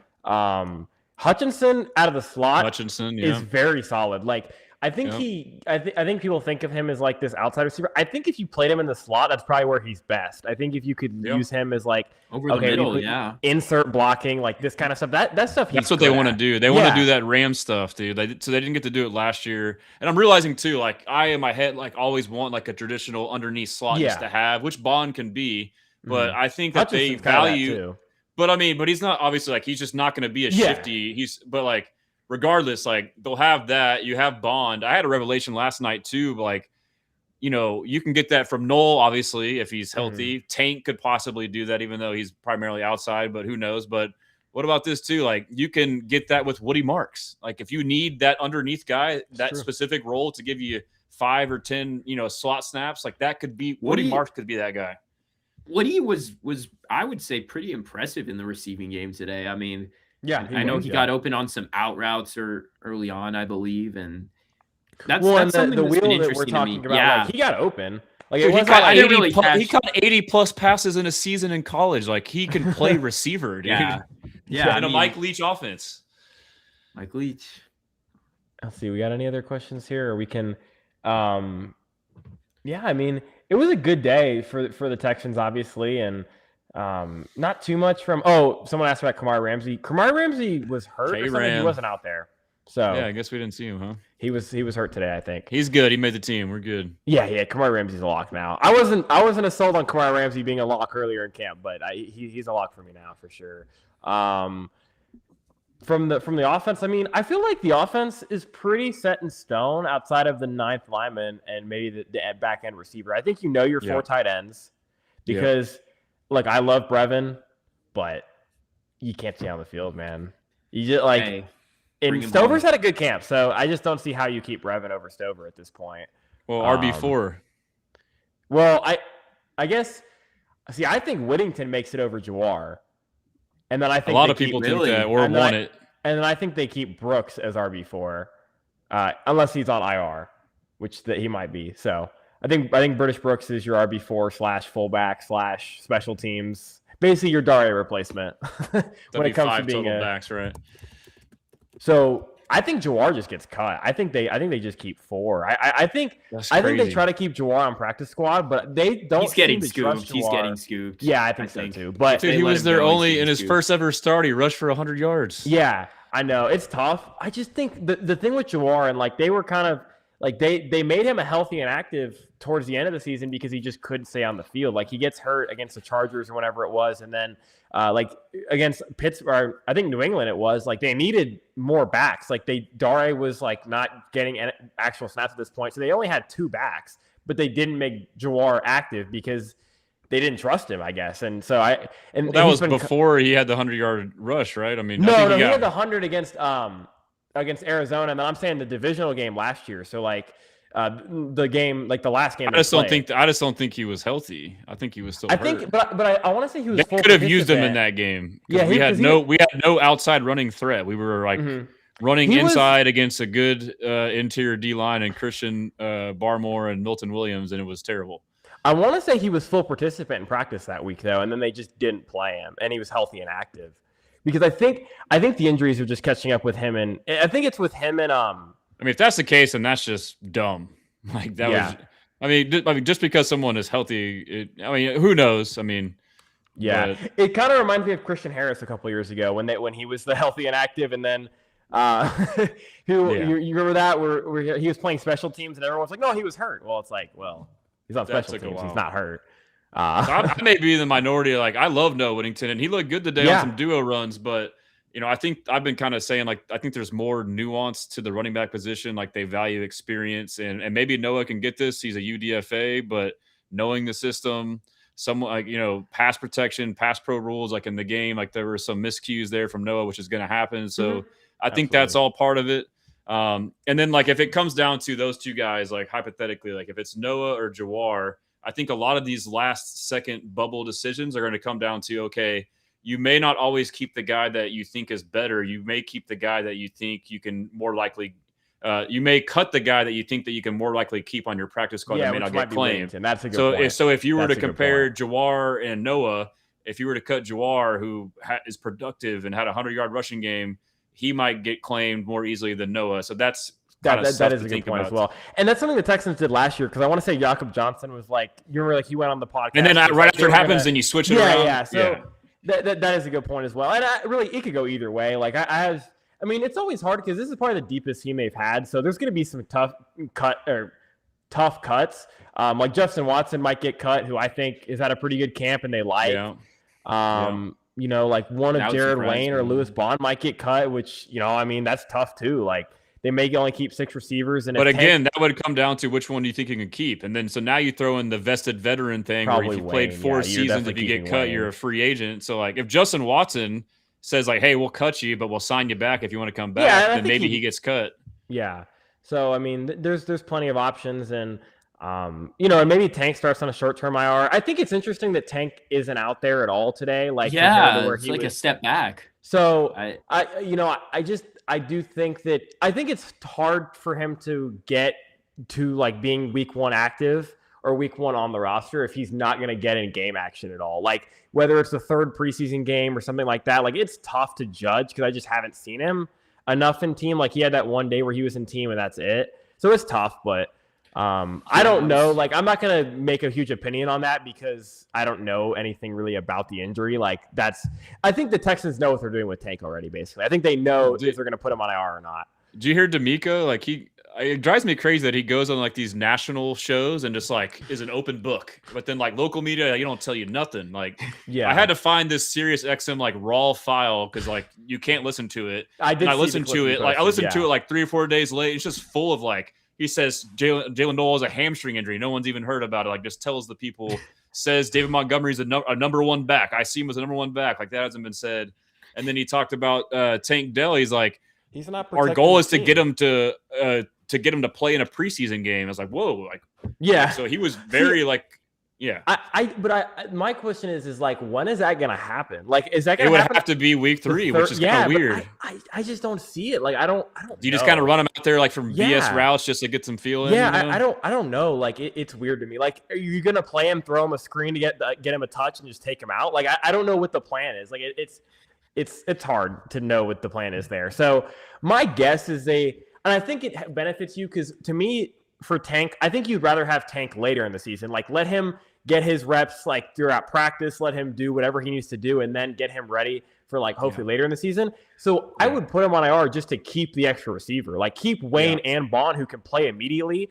And then just stash Tank for later in the season. Like, I don't think if Tank is on the roster week 1, I don't think he's going to do much in week 1. Like, I'm not expecting Tank to go out there and have 4 catches for 50 yards. Like, they're going to feature, if Noel's healthy, he's going to get featured over Tank immediately. And then so will Hutchinson, right? So, like, he's not going to get involved week 1 immediately, I don't think, when he hasn't participated in team.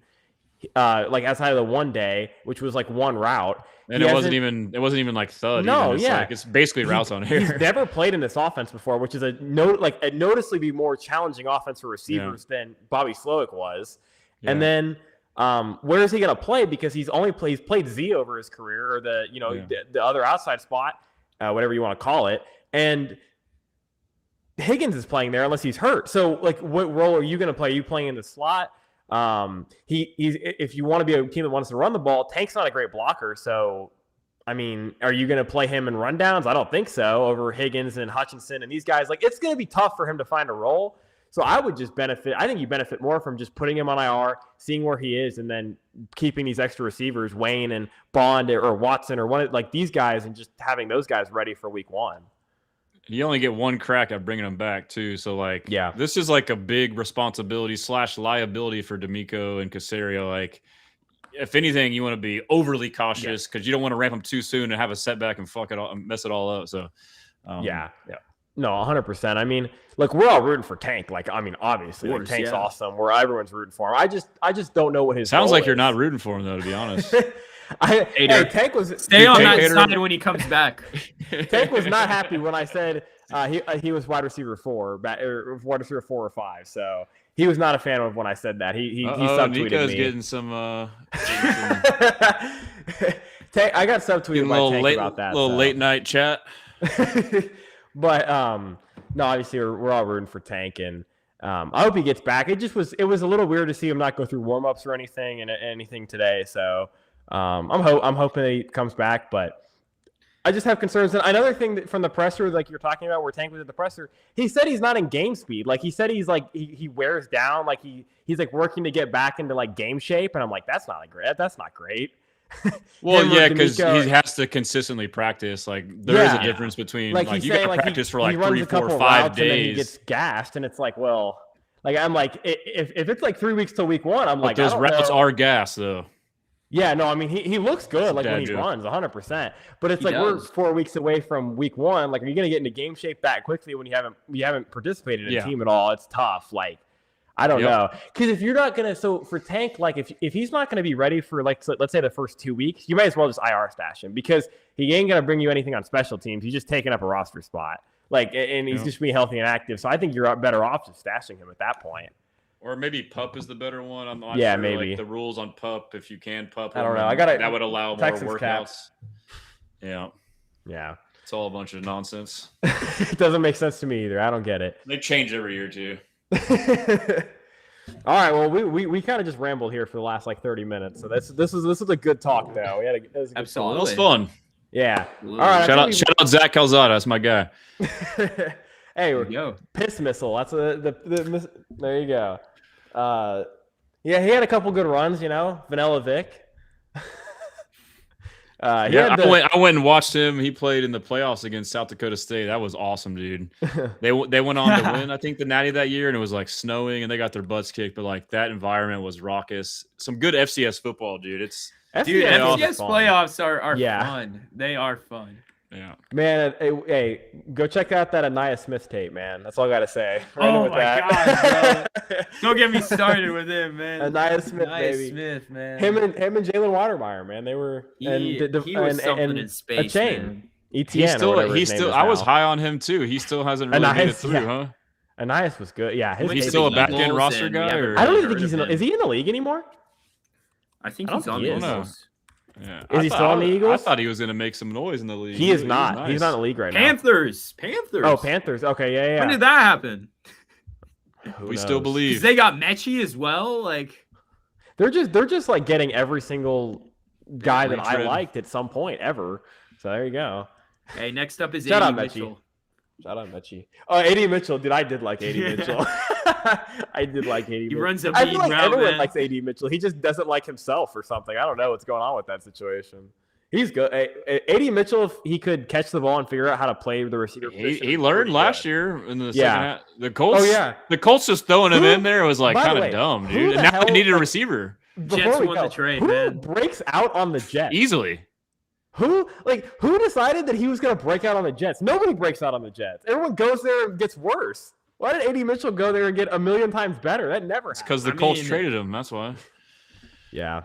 Jets wide receiver 2 thing is interesting because they drafted Cooper, and apparently he's 4th on the depth chart. And I thought he was going to be their wide receiver 2. I like Cooper was solid. So, hey, I hope AD Mitchell. I hope AD Mitchell really is winning that wide receiver 2 job because that would get me excited. Geno Smith bounce back year, bro. I could see it. Geno.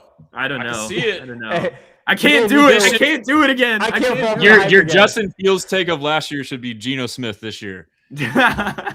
No, okay. He's going to do the Seattle thing all over again. Last training camp, we were gassing Geno so much. We couldn't stop it. Man, I was so high on Geno. But that team, he had Chip Kelly, who I liked at the time, was a dumpster fire. So, I mean, that could, you know. I think Geno's fine. He's got some weapons. Yeah, and you know what? The Jets' offensive line is a lot better than they get credit for. That's a good offensive line. They're pretty good. Membo, dude, I loved Membo. Membo's so good. They got 3 Membo he was the guy, man. Brees, yeah. But now it's Frank Reich. I don't like Frank Reich. Yeah, if they would have kept Gino's a gamer, he don't care. Well, if it would have been if they would have just kept their OC from last year, I would have been way higher on their offense. I don't know why they fired him. I know Engstrom was good. Yeah, Engstrom was pretty solid. I didn't get why I didn't know why they canned him. I really don't. Ryan Grubb, Chip Kelly, Frank Reich. What a horrible run of play callers for Geno, man. Yeah, get him in a Shanahan offense, man. Can you imagine him with Kubiak last year in Seattle? That would have been killer. It would have worked. It would have worked. I'm telling you. He probably would have won the Super Bowl. Yeah, probably would have won the Super Bowl. That's insane. Yeah. Wow, I never thought about that. Yeah, Geno would have been awesome in that offense. Like, I mean, I think Darnold's probably better, but it would have been Darnold's better. Yeah, it'd have been similar. I mean, similar archetypes. I mean, they sling it from the pocket. Yeah. They said, "Is there another Texans Raiders practice tomorrow?" There is not. I wish. No, there is not. I'm gonna head out, fellas. Yeah, I'm about to head out too. I would keep talking if I had to wake up early tomorrow. It's been fun. I love talking ball. It's great. I gotta do it again. We'll have to do this. Some deep ball talk. Absolutely, yeah. Maybe for before season or 53. Hey, 53-man cut down. That's the time to do it. That's a fun time. I got a tool for you on my side. We can use it. I know. Yeah. I've been using it. I've been using it. Yeah. So it's a good. Or like that meme of it's like dudes can just like name random football players and like just talk for hours. That's Geno Smith, A.D. Mitchell, Anais Smith, Zach Calzada. Man, Travion Williams, man. Travion Williams. Oh my gosh, man. Hey, dog. Don't get me started. I like here we go again. I'm trying. Are y'all still going? Or? Yeah. Hey, I just messed it up. Rogers. Who was? What was his name? What was his first Will name? Rogers. No, the A&M, the big A&M receiver that had the. What was his first name? The guy with the long hair. The LSU game. I forget what his first name was. Matt Jones, Kendrick Arkansas. Kendrick Rogers. Yeah, he was dude. Kendrick Rogers was a guy, man. Oh man, my gosh, man. The final thing before we leave, that A&M team. That was like the first year of Jimbo when like they had Trevor Lawrence come into Clemson, like that team. That team was fun, man. I like that A&M team a lot. With like I said, Rodgers and Mond and Williams and they had good defenders too. Like they had Travion Williams. Yeah, Travion. Yeah, I interviewed him this spring, man. He's a great Isaiah dude. Spiller? Isaiah Spiller wasn't one that tricked me. I never thought Isaiah Spiller was that great at A&M. Like he was okay. First round buzz at one point, man. Yeah, that was crazy. Spiller hardly even know her. Because I think it was tricking me because with like Spiller, when you watch A-Chain and him back to back, it's like, well, one guy's clearly better than the other one. So I'm like, I don't know how much I'm buying into this stock. That's for sure. And they had Phillip too, right? Oh yeah. Yeah, Phillip on these nuts. Yeah. Oh, okay. There you go. They did have a back name. Is he Phillip, Swarm? So they did have. Is he Swarm? Guy. He was Swarm. Hey, good thing it's how late is it? Good thing it's 11:08. Nobody's catching that. Nobody's on here anymore. We should just have a show where we just don't have no script. We kind of have no script here, and we just talk about random names. What? I will say Texans Pro, man. There is no script.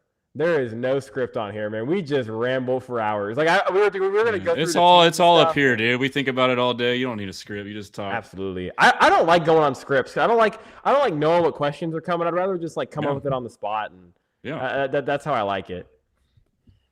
It's a good way to do it. All right. Well, we appreciate everyone for tuning in. Got a good crowd out here. Got a lot of people. Sure. Like I said, we will be back on here at some point. Obviously, like hopefully we get Drew on here as well. I know Drew's been real busy, but we can get 4 people on here. Get everyone on here. Yeah, I mean it was like I said, good joint practice, good day for the Texans. Definitely looking at. I mean, it's going to be a very good team. I think we all know that. So looking like a contender throughout training camp. CJ Stroud looks very good. Run game looked good today.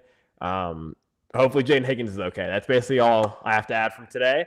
Like I said, thank y'all. Make sure y'all check out Stressan's and Nico. I'm sure y'all have already checked their stuff out, but if y'all haven't, make sure y'all